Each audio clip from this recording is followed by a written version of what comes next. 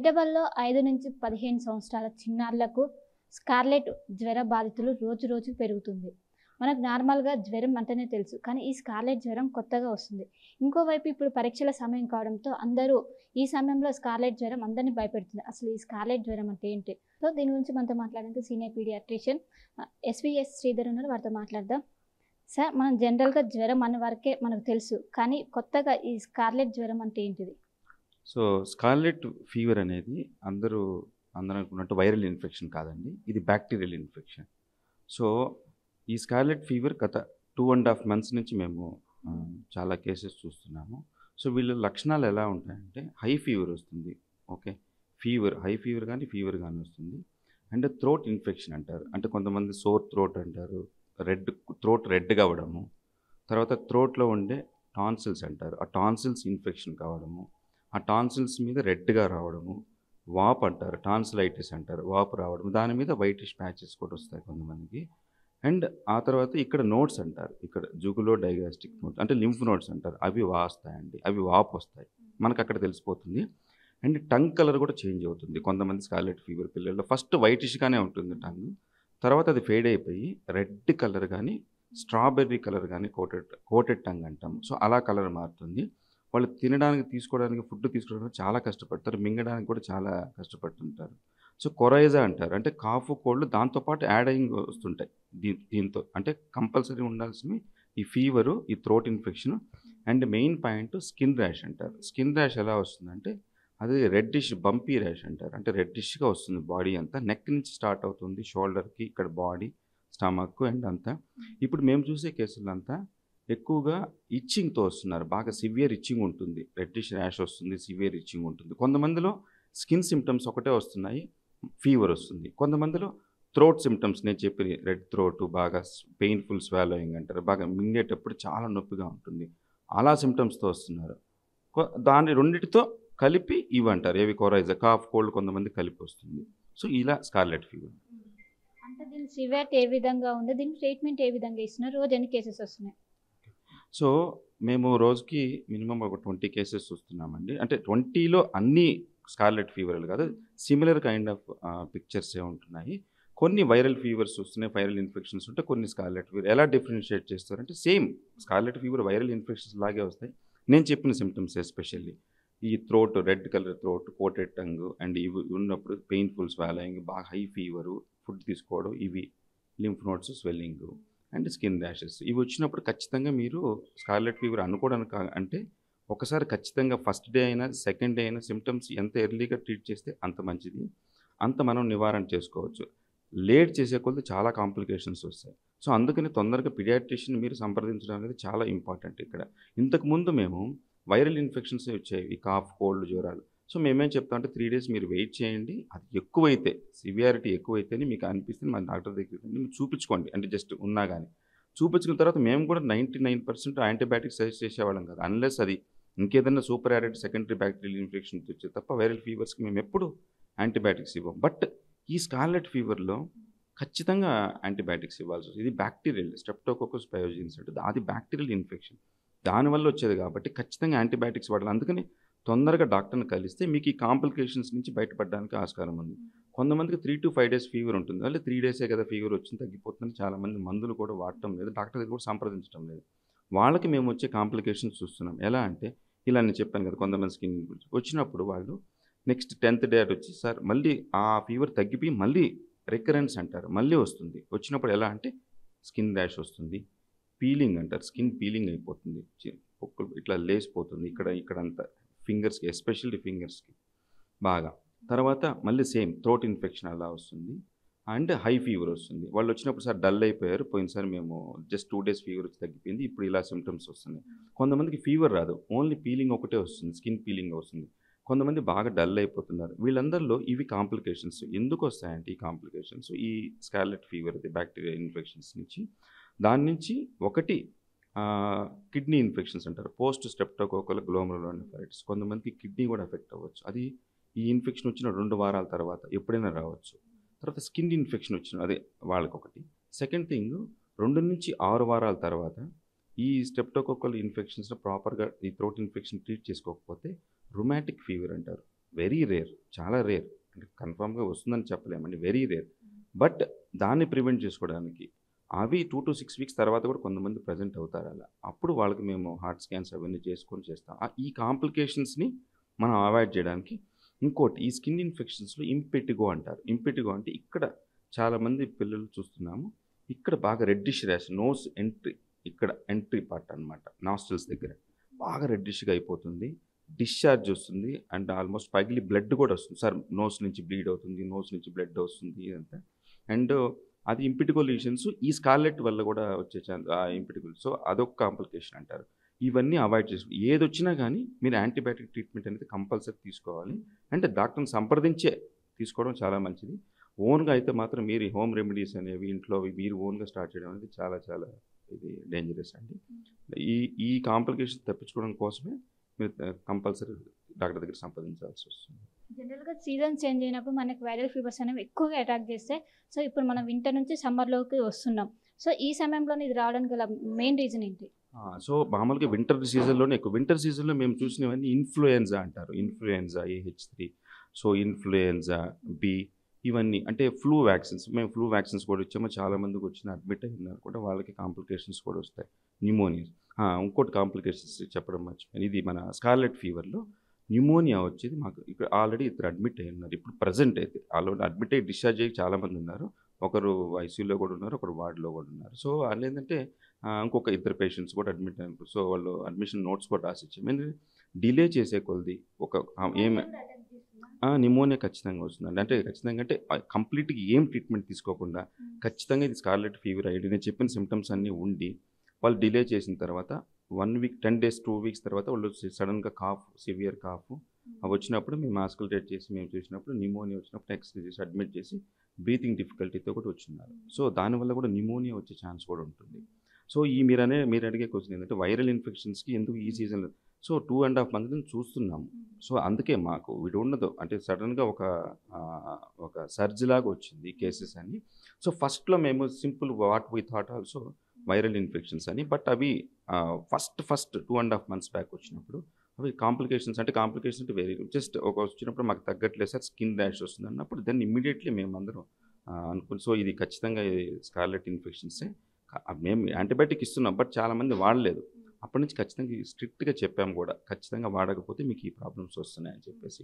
ఈ సీజన్లోనే ఎందుకు వస్తున్నాయి అనేది స్కూల్ నుంచి ఒకరికి స్ప్రెడ్, ఎక్కడి నుంచి వచ్చి ఉండొచ్చు ఇది బ్యాక్టీరియా. సో అక్కడి నుంచి స్కూల్కి వెళ్తే పిల్లలు ఒకరి నుంచి ఒకరికి ఎలా డ్రాప్లెట్ ఇన్ఫెక్షన్ అంటారు. డ్రాప్లెట్ అంటే తుమ్మడము, స్నీజింగ్ చేయడం, దగ్గడము ఖచ్చితంగా అవతల వాళ్ళకి వస్తుంది. అందుకని స్కూల్ పిల్లల్లో కూడా వచ్చినప్పుడు టీచర్స్ కానీ పేరెంట్స్ కానీ సపోజ్ మీ బాగలేనప్పుడు పిల్లలు ఇలా ఇన్ఫెక్షన్ బాగా సివియర్గా కనిపిస్తుంది, క్లియర్గా డాక్టర్ కూడా చెప్పారన్నప్పుడు ఖచ్చితంగా స్కూల్కి పంపించకూడదండి. అది చాలా important. Contact isolation is very, అంటే ఐసోలేషన్ చేయడం అనేది చాలా ఇంపార్టెంట్. లేదంటే ఖచ్చితంగా ఇంకొకరికి స్ప్రెడ్ అవుతుంది, ఒకరి నుంచి ఒకరికి స్ప్రెడ్ అయ్యి స్కూల్ అంతా అఫెక్ట్ అవుతుంది. ఎగ్జామ్స్ టైం దట్టు అందరూ ప్యానిక్ అయ్యి వస్తున్నారు మా దగ్గరికి, సార్ చాలా ఇన్ఫెక్షన్ ఉంది, ఎలా ట్రీట్ చేసుకోవాలి, ఎగ్జామ్స్ ఉన్నాయి ఎగ్జామ్స్. సో అందుకని ఇంట్లో ఉండి ట్రీట్ చేసుకుంటే మాత్రం డెఫినెట్గా తొందరగా డెఫినెట్లీ క్యూరబుల్, ఏమి ఇష్యూస్ ఏమి ఉండవు. సో అందుకని మీరు ట్రీట్మెంట్ తీసుకోవడం చాలా ఇంపార్టెంట్. స్కార్లెట్ ఫీవర్ వచ్చాక మీరు ఇక్కడ అడ్మిట్ చేసుకుంటున్నారా, లేకుంటే టాబ్లెట్స్ ఇచ్చి ఇంటికి పంపుతున్నారా? ప్రతి స్కార్లెట్ ఫీవర్ని అడ్మిట్ చేయాల్సిన అవసరం ఉండదండి. సో అంటే ఫస్ట్ అదే చెప్పేది, వాళ్ళు వచ్చే సిమ్టమ్స్ ఎలా వస్తుంది, సార్ మాకు 2-3 days నుంచి హై ఫీవర్ వస్తుంది, థ్రోట్ ఇన్ఫెక్షన్ వస్తుంది, మింగలేకున్నాడు, ఫుడ్ తీసుకోలేకున్నారు, అది మెయిన్ కంప్లైంట్. ఇంకోళ్ళకి చెప్పాను, స్కిన్ అంతా ర్యాష్ వస్తుంది సార్, బాగా ఇచ్చింగ్ వస్తుంది, ఇంత స్కిన్ ర్యాష్ ఎప్పుడు చూడలేదు మేము, మాకేమన్నా అలర్జీ వచ్చిందా మా బాబుకి, లేదా ఇది ఏమన్నా వచ్చింది అనుకుంటా. సో ఇవన్నీ మేము కేసెస్ చూస్తున్నాం కాబట్టి చెప్తున్నాము. వన్ ఆఫ్ అదే టైప్స్ ఆఫ్ అది ఎలా ప్రజెంట్ అవ్వచ్చు స్కార్లెట్ ఫీవర్, ఇలా కూడా ప్రజెంట్ అవ్వచ్చు అని చెప్పడానికి ఇది. సో అందుకని వాళ్ళందరికీ ఫస్ట్ ట్రీట్మెంట్ ఇచ్చేస్తున్నాం ఇమీడియట్గానే. 99% రికవర్ ఉంటుందండి ఖచ్చితంగా. ఎవరో 1% అంటే ఇమ్యూనో డెఫిషియన్సీ ఉండే పిల్లవాళ్ళకి, వాళ్ళకి ఏదైనా స్టీరాయిడ్స్ మీద ఉండే పిల్లవాళ్ళకి, లేకపోతే క్రానిక్ డిసీజ్ ఉండే పిల్లవాళ్ళకి కొంచెం జాగ్రత్తగా ఉండాలి. వాళ్ళకి కొంచెం డిలే అవుతుంది, అంత ఫాస్ట్గా తగ్గదు. సో వీళ్ళకి మేము ట్రీట్మెంట్ అందరికీ ఇస్తాము ఖచ్చితంగా. ట్రీట్మెంట్ మాకు వచ్చినప్పుడు చాలామంది తగ్గుతుంది. ఈ వాడన వాళ్ళకొకటి, డిలే చేసిన వాళ్ళకొకటి, అండ్ కొంతమందిలో వెరీ రేర్ 0.1 to 1% ఒక 3 days వాడుతున్నారు యాంటీబయాటిక్స్ ఇచ్చినా కానీ, ఎందుకంటే ఫీవర్ తగ్గిపోతుంది 2-3 daysలో నార్మల్ తగ్గిపోతుందని అనుకుంటున్నాను. అందుకని ప్రాబ్లం ఏంటంటే ఇచ్చినప్పుడు 7 to 10 days వాడితే చాలా ఇంప్రూవ్, అది ఖచ్చితంగా ఆ డిసీజ్నే కంప్లీట్ ఇది చేసినట్టు అవుతుంది. సో అందుకని 7 to 10 days ఆఫ్ యాంటీబయాటిక్స్ వాడితే ఈ హాస్పిటలైజేషన్స్ అనేది చాలా తగ్గుతాయి. ఇప్పుడు అది వాడక అది వచ్చినట్టున్నారు. వాళ్ళందరికీ మేము రియల్గా ఎమర్జెన్సీ అయితే నిమోనియా ఒకటి, బ్రీతింగ్ డిఫికల్టీ ఒకటి, అండ్ సెప్సిస్ అంటారు, దీంట్లో కూడా ఇన్ఫెక్షన్స్ ఎక్కువైనప్పుడు అట్లా వచ్చినప్పుడు మేము అడ్మిట్ చేసుకుంటున్నాం అన్న. ఇప్పుడు ఇది ఒకరి నుంచి ఇంకొకరికి స్ప్రెడ్ అవుతుందా? డెఫినెట్గా స్ప్రెడ్ అవుతుందండి. అదే దాన్నే డ్రాప్లెట్ ఇన్ఫెక్షన్ అంటారు. అంటే సపోజ్ ఒక బాబుకి స్కార్లెట్ ఫీవర్ వచ్చిందని నేను చెప్పాను అనుకోండి, ఓపీలో సపోజ్ ఇట్లా లక్షణాలు ఉన్నప్పుడు వాళ్ళు తుమ్మినా తగ్గినా ఆ డ్రాప్లెట్ అనేవి ఒకరి నుంచి ఒకరికి స్ప్రెడ్ అవుతాయి. పిల్లలంతా స్కూల్లో ఉంటారు, లేకపోతే పక్క పక్కన ఉంటారు, వాళ్ళు హ్యాండ్ షేక్ లేకపోతే మాట్లాడుకోవడము, వాళ్ళు తాగిన గ్లాసు సపోజ్ ఇంట్లో ఉంటుంది సేమ్ సిబ్లింగ్స్, వాళ్ళు తాగిన గ్లాసులోనే వాటర్ తీసుకోవడం, వాళ్ళు తీసిన ఫుడ్లోనే తీసుకోవడం, అవన్నీ కంప్లీట్గా పక్కకు పెట్టాలి. బట్ అట్లా ఉండదు. సో ఒకరి నుంచి ఒకరికి ఇన్ఫెక్షన్ ర్యాపిడ్గా స్ప్రెడ్ అవుతుంది. అప్పుడు ఏమనుకుంటున్నారంటే వైరల్ ఇన్ఫెక్షన్స్ కూడా ఇలానే స్ప్రెడ్ అవుతాయి, బట్ ఇది కూడా డ్రాప్లెట్ ఇన్ఫెక్షన్. సో అందుకని ఒకరి నుంచి వచ్చింది కదా సార్, మేము అట్లా అనుకున్నాము, తగ్గిపోద్ది అనుకున్నాము, బట్ ఇంత సీరియస్ అవుతుంది అనుకోలేదని వాళ్ళు మా దగ్గరికి వస్తారు. స్కార్లెట్ ఫీవర్ అనేది ఓన్లీ పిల్లల్లోనే కనిపిస్తుంది, ఎందుకని? కారణాలు ఏంటి? ఓన్లీ 15 సంవత్సరాల లోపు పిల్లలకి అంటే ఎక్కువగా స్కార్లెట్ అనేది, అందుకే ఆ స్ట్రెప్టోకోకస్ పయోజెనిస్ అనేది ఒక బ్యాక్టీరియల్ ఆర్గానిజం ఎక్కువగా పిల్లల్లోకి ఎక్కువగా ఎఫెక్ట్ వస్తుంది. అడల్ట్ కూడా వస్తుంది, అడల్ట్కి రాదని కాదు. మైల్డ్ ఇన్ఫెక్షన్స్ అండి. అడల్ట్ అంటే అడల్ట్ చెప్తాను, మైల్డ్ అంటే వాళ్ళు ఏంటంటే మేము ఒకటే అండి, ఎట్లా కన్ఫర్మేషన్ చేసుకుంటాము అంటే థ్రోట్ కల్చర్ అంటారు, థ్రోట్ కల్చర్ చేస్తాము. Second thing rapid antigen test అంటారు. సో యాంటీజెన్ టెస్ట్ చేస్తే స్టెప్ యాంటీజెన్ ర్యాపిడ్ టెస్ట్ అంటారు, అది చేసేస్తే కూడా చేస్తాం. బట్ కాస్ట్ ఎఫెక్టివ్ కాబట్టి అందరూ అది పెట్టుకోలేరు కాబట్టి థ్రోట్ కల్చర్ మేము సజెస్ట్ చేస్తున్నాం. దాంట్లో కానీ ఆర్గానిజం ఉంటుంది, యాక్యురెన్సీ ఉంటుంది.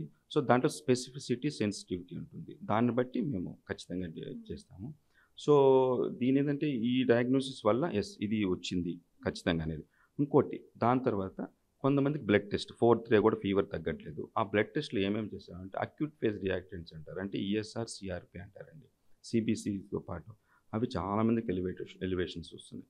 అందరూ చూస్తున్నాం ఈఎస్ఆర్ 40, 50, 120, 100 కూడా, సిఆర్పి కూడా 50, 100, 120.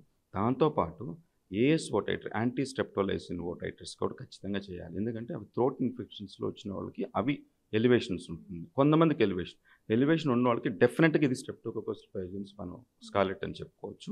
అది లేని పక్షం, అది నెగిటివ్ వచ్చినా కానీ నార్మల్ ఉన్నా కానీ మనం జాగ్రత్తగా ఉన్న కల్చర్స్లో మనం డయాగ్నోస్ కూడా చేసుకోవచ్చు. ఎర్లీగా వస్తే మనకు కనపడదు, లేట్గా వచ్చినప్పుడు ఆ ఏఎస్ ఓటైటర్స్ కూడా చేసుకుంటున్నాము, దాంట్లో కూడా పాజిటివిటీ వస్తుంది. సో ఈ బ్లడ్ టెస్ట్తో పాటు అండ్ ఇది culture test, throat swab test చేసుకోవడం చాలా ఇంపార్టెంట్. ప్రస్తుతం ఎగ్జామ్స్ టైము, ఈ టైంలో పేరెంట్స్ ఎలాంటి జాగ్రత్తలు తీసుకోవాలి అండ్ పిల్లలకి ఎలాంటి సజెషన్స్ ఇస్తారు? సో ఎగ్జామ్స్ టైంలో అదే, సో ఇటువంటి స్కార్లెట్ ఫీవర్ నేను చెప్పిన మీకు ఈ లక్షణాలు అన్నీ కనిపిస్తున్నప్పుడు ఇంకొకటి మళ్ళీ బ్రీఫ్ చేస్తున్నానండి. అదే రెడ్ థ్రోట్, సోర్ థ్రోట్ అంటారు, గొంతు నొప్పి, మింగడం కష్టం అంటారు, so painful swallowing, next skin rash, reddish bumpy rash అంటారు, మొత్తం బాడీ అంతా స్ప్రెడ్ అవుతుంది, ఇచ్చింగ్ కూడా వస్తుంది కొత్తగా. నెక్స్ట్ జుగులో డైగాస్టిక్ ఇక్కడ లింఫ్ నోడ్ స్వెల్లింగ్ వస్తుంది కొంత. సో ఇవన్నీ లక్షణాలు మీకు కనిపించినప్పుడు ఖచ్చితంగా మీరు డాక్టర్ని సంప్రదించినప్పుడు ఇంపార్టెంట్ యాంటీబయాటిక్స్ మేము ప్రిఫర్ చేస్తాం. డెఫినెట్గా ఇప్పుడు ప్రజెంట్ ఎక్కువ వస్తున్నాయి కాబట్టి కేసెస్. సో ఇవి చేసినప్పుడు ఇంట్లో సిబ్లింగ్స్ కానీ ఉన్నప్పుడు సిబ్లింగ్స్ని కంప్లీట్ ఒక రూమ్లో అవాయిడ్ చేయండి. అంటే అవాయిడ్ అంటే ఐసోలేట్ చేయడం, సేమ్ ఫుడ్ ఇవ్వకుండా అనేది, అది ఇంపార్టెంట్. అండ్ ఒక 3-5 days మీరు యాంటీబయాటిక్స్ వాడినప్పుడు ఆ విరులెన్స్ బాగా తగ్గుతుంది. సో స్ప్రెడ్ అనేది కూడా 1 week తర్వాత అనేది స్ప్రెడ్ అయినా కానీ అంత విరులెన్స్ ఉండదు. సో 1 week తర్వాత యాంటీబయాటిక్ వాడిన తర్వాత you can send them to the school అనమాట. అందుకని స్కూల్లోకి వెళ్ళారనుకోండి, స్కూల్కి చాలామంది ఏంటంటే ఎగ్జామ్స్ అని స్కూల్కి పంపిస్తారు, బట్ పంపించిన better to wear mask, compulsory mask వేసుకొని పంపించండి.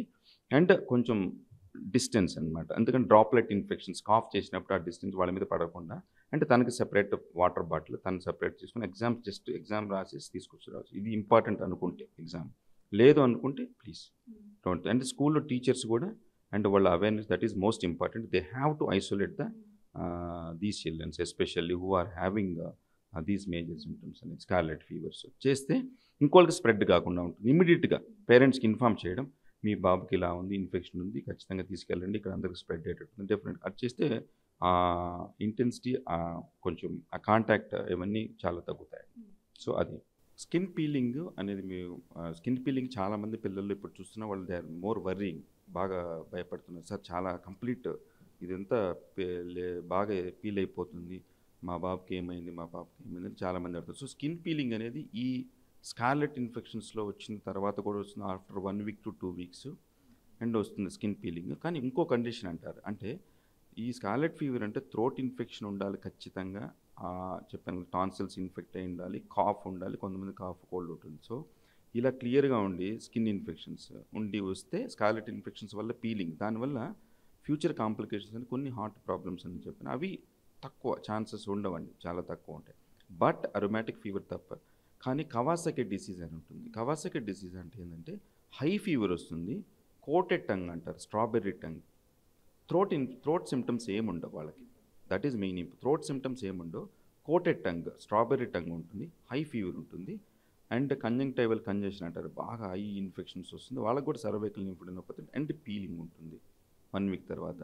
సో ఈ పీలింగ్ ఆ పీలింగ్ చాలామంది కన్ఫ్యూజ్ అవుతుంటారు. కానీ అంటే మేము ఎడ్యుకేట్ చేస్తున్నాము, బట్ అలా వచ్చిన వాళ్ళకే మేము 2D ఎకో సజెస్ట్ చేస్తున్నాం. ఎందుకంటే కొరోనరీ అన్యూరిజమ్స్ డెవలప్ అవుతాయి, అది చాలా ఇంపార్టెంట్ వాళ్ళకి. ఇక్కడొకటే పెరి అంగ్వల్ పీలింగ్ అంటారు. ఈ పీలింగ్ కాకుండా పెరి యానల్ మోషన్ ఏరియాలో కూడా పీలింగ్ వస్తుంది, అది డెఫినెట్గా కవాసాకి. ఏటిపికల్ కవాసాకి కేసెస్ కూడా ఉన్నాయి. So no need to panic. మేము ఎవరికి సజెస్ట్ చేస్తామో ఏకో అనేది 2D ఎకో హార్ట్ స్కాన్ అనేది వాళ్ళకే చేసుకోండి. పోస్ట్ స్కార్లెట్ వచ్చి క్లియర్గా ఆ ఇన్ఫెక్షన్స్ వచ్చిన పీలింగ్ వచ్చిన వాళ్ళకి మ్యాక్సిమం అదే సెల్ఫ్ లిమిటింగ్ ఎమోలియంట్స్ యూస్ చేసుకుంటూ, మాయిశ్చరైజ్ యూస్ చేసుకుంటూ, మల్టీవిటమిన్స్ తీసుకుంటూ. సో మొత్తం మీద జనరల్గా మనకు వచ్చే ఫీవర్తో కంపేర్ చేస్తే ఏదైతే స్కార్లెట్ ఫీవర్ ఉందో కొంచెం సివియర్, అండ్ ఎవరైతే స్కార్లెట్ ఫీవర్తో ఎక్కువగా రెడ్ థ్రోట్ ఇలాంటి లక్షణాలు ఉంటాయి, వెంటనే ఈ లక్షణాలు ఉన్నవాన్ని నిర్లక్ష్యం చేయకుండా వాళ్ళ పేరెంట్స్ వెంటనే హాస్పిటల్లో తీసుకెళ్ళాలి. అండ్ ఏదైతే హోమ్ ట్రీట్మెంట్ ఉందో అది ఎవరు చేయొద్దు, ఖచ్చితంగా డాక్టర్ని కన్సల్ట్ అవ్వాలి. అండ్ ఇంకోవైపు ఎప్పుడైతే స్కార్లెట్ ఫీవర్ వచ్చినాక స్కూల్కి పంపేటప్పుడు ఖచ్చితంగా జాగ్రత్తలు పాటించాలి, social distance and mask compulsory. So ఇవన్నీ జాగ్రత్తలు పాటిస్తేనే మనం దీని నుంచి బయటపడతామని ఒకవైపు డాక్టర్లు అయితే సూచిస్తున్నారు. కెమెరా శివతో కలిసి శిల్ప టీవీ. మరిన్ని వీడియోస్ కోసం ఛానల్ ని సబ్స్క్రైబ్ చేయండి, లేటెస్ట్ అప్డేట్స్ కోసం వాట్సాప్ ఛానల్ ని ఫాలో చేయండి, అండ్ లింక్ డిస్క్రిప్షన్ లో ఉంది.